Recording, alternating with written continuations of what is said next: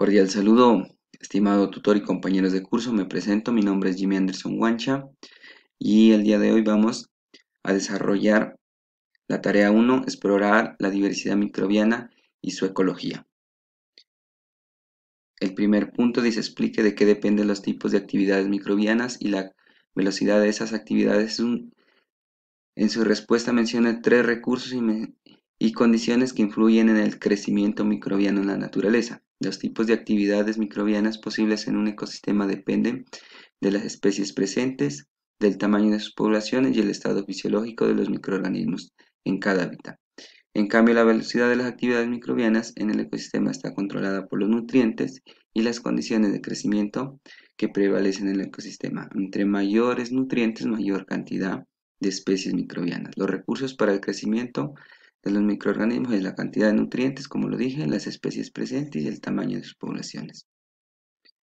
Segunda pregunta, ¿en qué consiste una comunidad microbiana? Una comunidad microbiana consiste en que se encuentra formada por poblaciones de una misma especie que viven en asociación con otras poblaciones de especies. Las diferentes especies que se encuentran juntas en un hábitat determinado son las más preparadas para crecer con los nutrientes y las condiciones que allí pueden existir. ¿Por qué son diferentes la riqueza y la abundancia de las poblaciones y cómo funciona la relación entre ellas en los hábitats microbianos de los suelos? Son diferentes por la siguiente razón.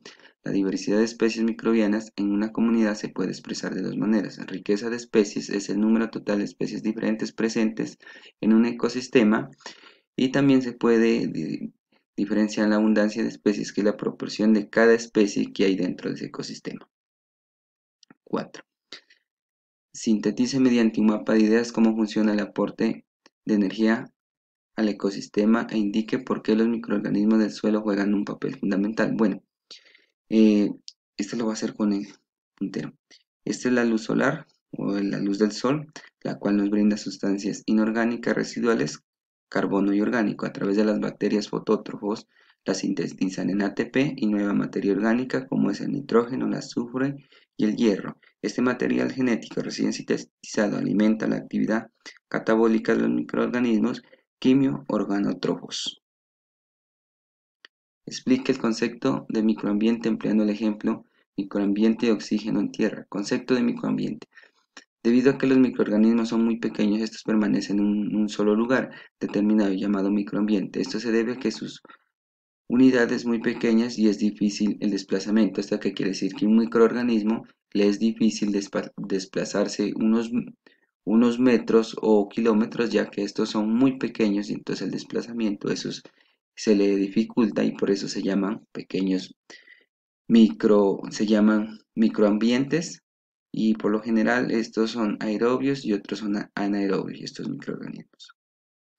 ¿Por qué se da la competencia entre microorganismos en el suelo y qué favorece cooperar? La competencia entre microorganismos por los recursos en un hábitat puede ser intensa y el resultado depende de diversos factores como la tasa de capacitación de nutrientes, las tasas metabólicas inherentes y la última instancia la velocidad de crecimiento. Algunos microorganismos colaboran entre sí para llevar a cabo transformaciones que no podrían realizar solos.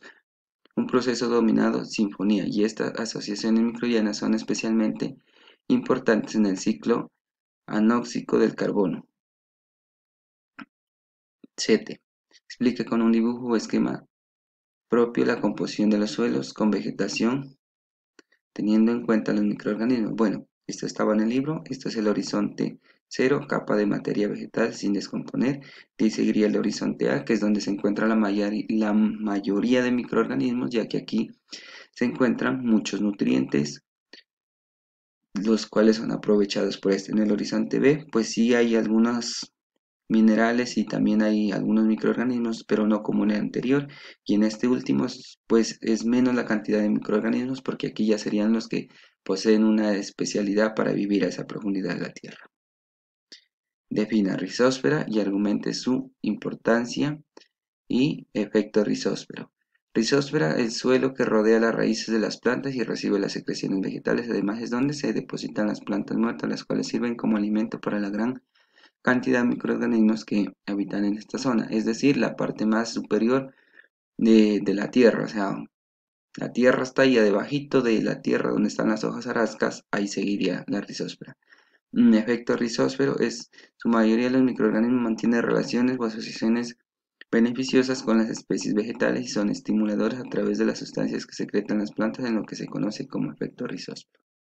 Aquí se benefician tanto la planta como los microorganismos. ¿Qué región del suelo es la más activa desde el punto de vista microbiano y por qué? Diría yo que es el horizonte A, como lo estábamos viendo, o la rizosfera, que en este caso, en esta imagen, sería esta parte de aquí nomás, la parte más negrita. Para acá arriba, pues todavía es como el horizonte cero, y para acá abajo ya sería como lo más profundo, que ya mermaría el número de nutrientes. ¿Qué son las CBS y cuál es su importancia fundamental?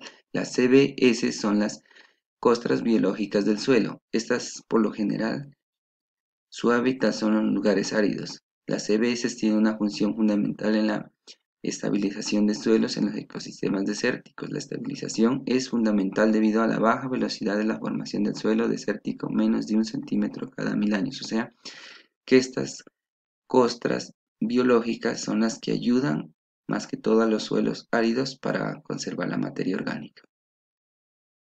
¿Qué factores rigen el grado y el tipo de actividad microbiana en los suelos? Los factores que rigen pues son el clima, ya que en las partes frías por lo general pues es menos la abundancia de materia orgánica, de, micro, de microorganismos, pero los microorganismos que se desarrollan ahí por lo general son la tasa de ellos es muy alta. En cambio en los climas cálidos donde por lo general existen bosques se desarrolla con mucha más intensidad los microorganismos o como diríamos la flora microbiana. Entonces, esta sería una diferencia. Y el suelo, ya que si el suelo es abundante en materia orgánica, pues mayor va a ser la cantidad de microorganismos. Como con respecto al suelo árido, pues sería un poco menos la cantidad. Claro que también existen poblaciones de una misma especie que se pueden desarrollar y serían muy abundantes también. ¿Por qué es posible la especiación alopatria en el suelo profundo? Porque esto es posible porque en las grandes profundidades, incluso como aquí estaba en el libro, a 3 kilómetros de profundidad, encontramos microorganismos, lo que nunca se pensaba que se iban a encontrar, y estos sobreviven, ya no sobreviven de oxígeno ni nada de eso, sino que sobreviven de otros materiales. Y esto, pues, como dice aquí, solo que estos pueden sobrevivir con otros elementos y a su vez consumen menos que un microorganismo de la superficie. ¿Por qué la diversidad y la abundancia de los microorganismos del suelo juegan un papel fundamental en la sostenibilidad del ecosistema? Juegan un papel importante en la sostenibilidad de un ecosistema porque todos se benefician. Me dirán cómo, pues la siguiente manera, como un ejemplo les presento. Por ejemplo, las plantas botan sus hojitas, todo, y asimismo se rejunta toda la materia orgánica.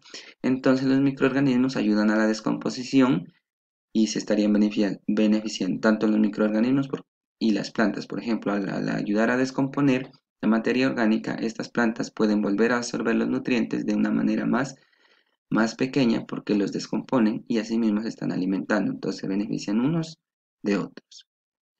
Nombre 5 grupos de microbianos y su función. Bueno, en esto por lo general están las bacterias, las arqueas, los protozoos, las algas y los hongos. Dentro de las bacterias son las encargadas de la composición de la materia orgánica, las arqueas fijan carbono y otro, los protozoos depredadores y descomponen, las algas capaces de realizar fotosíntesis dentro del agua, los hongos descomponedores de materia muerta u orgánica. 15. Nombre 3 factores claves que controlan la dinámica de la biomasa microbiana del suelo, pues el carbono, el nitrógeno y el fósforo, porque son los que más abundan. ¿Por cuáles factores es gobernada la variabilidad de biomasa microbiana? Pues esta es gobernada por los tipos de suelo, entre más ricos sean en materia orgánica, pues mayor será. La variabilidad del clima o cambios climáticos también esto afecta porque a veces pues hace una gran diferencia y la composición de la vegetación dominante. ¿Cuál es el principal reservorio de nutrientes en ecosistemas pobres? Argumentos y respuesta usando el ejemplo del bosque tropical. Principal reservorio de nutrientes en ecosistemas pobres es el bosque seco tropical donde sus suelos poseen una fertilidad muy buena, ya que tiene la forma sutil de absorber nitrógeno de la microflora de sus suelos. Tal acción también permite minimizar la pérdida de nitrógeno, teniendo un efectivo reservorio a corto plazo. O sea, que lo que hacen aquí es el nitrógeno, tratar de no gastarlo tanto y absorberlo de la manera más fácil que encuentre. Porque el tamaño de la biomasa microbiana puede promover un estimado de productividad de un ecosistema. Porque el tamaño de la biomasa nos provee de un índice de velocidad de renovación que posee también, nos muestra la eficiencia con que se transmite la energía de un nivel de un ecosistema, siguiendo lo que nos permite calcular su productividad. O sea que entre mayor pues sea el tamaño de la biomasa, pues también va a ser mayor la velocidad en descomposición, la mayor velocidad en crecer los microorganismos. ¿Qué puede concluir de las prácticas de restauración usando plantaciones mezcladas en cuanto a la SMB? Las prácticas de restauración con plantaciones mezcladas ayudan que se forme la diversidad y la abundancia de los microorganismos en suelo, ya que produce la mayor cantidad y diversidad de nutrientes. Estas serían las referencias bibliográficas. Y me faltaría la plantilla del Turnitin, pues ahora miré un video de cómo voy a tratar de agregarlo a lo último. Muchísimas gracias.